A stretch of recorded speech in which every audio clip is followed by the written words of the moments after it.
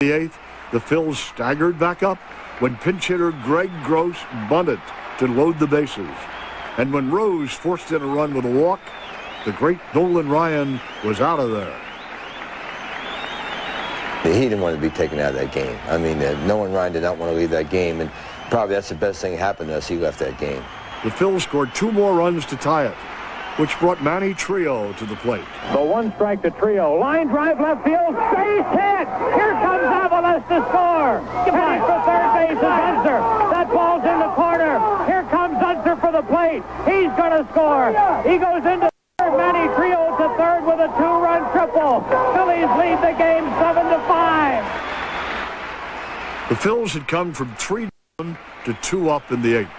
But the Astros wouldn't die, tying it back up out of the inning off Tug McGraw.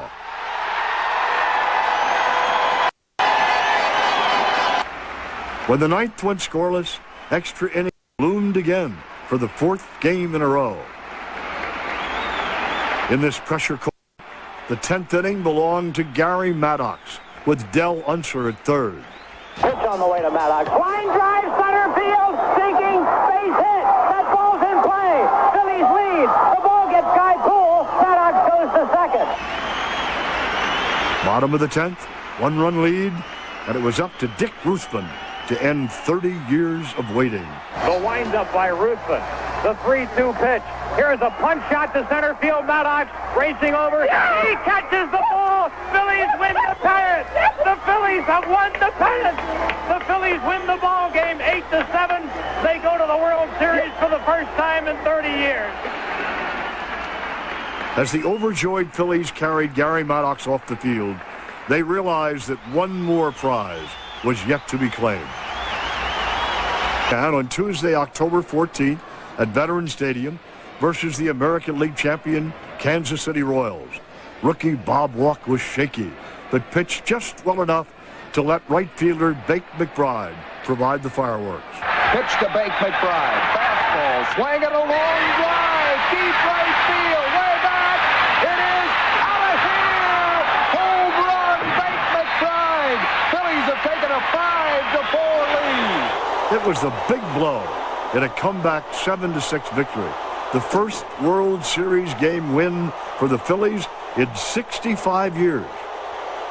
The next night, the Phils followed the script, falling behind 4-2 until the 8th, when hits by Schmidt, McBride, rookie Keith Borland, and red-hot pinch hitter Del Unser ignited a 4-run rally and another heart-stopping win. The Cardiac Kids have done it again and were on their way to Kansas City.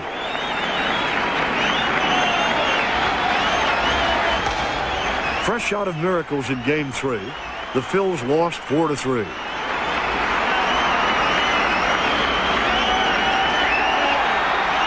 The next day, the Royals were romping to a big lead, and reliever Dickie Knowles decided to send a message. The 0-2 pitch to Brett. Look out, George Brett has to hit the dirt on a high inside fastball, and Brett goes down in a hurry at home plate. Here comes Jim Fry, Kansas City manager, out of the dugout, and he is hot. He talks first to Don Dakinger, and now is looking out at Dickie Knowles. Pete Rose coming in from first base, now trying to get between Fry and Dickie Knowles. You know, Dickie, he don't give a damn about anything, especially when he's playing the game of baseball. I don't even think Dickie knew he was in a World Series.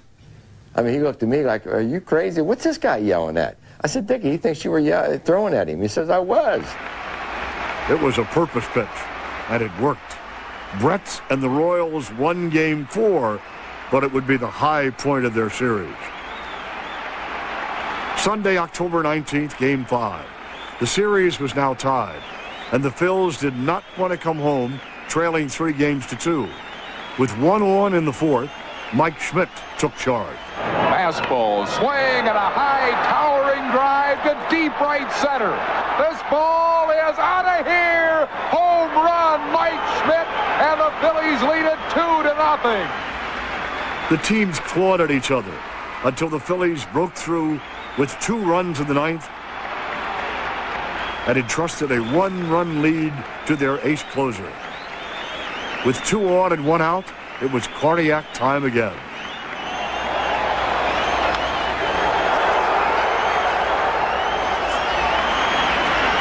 Al McRae's drive drifted barely foul, and McGraw couldn't contain his relief.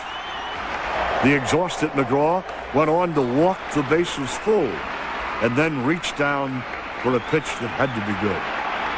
The fun part about going out on that field with history in the making was that you trusted your teammates and they trusted you. So you reached back for a little extra based on that trust. Doug is ready. A 1-2 pitch. Swing and a miss. He struck him out with a fastball. Phillies win by a score of 4-3.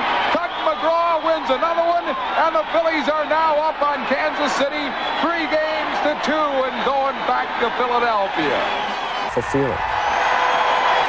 Tuesday, October 21st, Game 6 of the World Series, and the Phillies were home again with 65,000 fans screaming for the World Series trophy. Supreme Southpaw Steve Carlton breezed through 7 innings as the Phils built a 4-0 lead. But you didn't think this would be easy, did you? Late in the game, Carlton tired and gave way to McGraw, who loaded the bases and yielded a run in the 8th. He loaded them again in the 9th and faced Frank White with 1 out. Doug has the side. Here's the pitch to White. Swing and a high pop foul near the Phillies dugout. Rose and Boone both there. Boone drops the ball. Rose grabs it. What an incredible play. Pete Rose grabbed the ball after Boone dropped it, and there's 2 outs here tonight. There was no more drama to be played out. McGraw and the Phillies had come too far to be denied now. Willie Wilson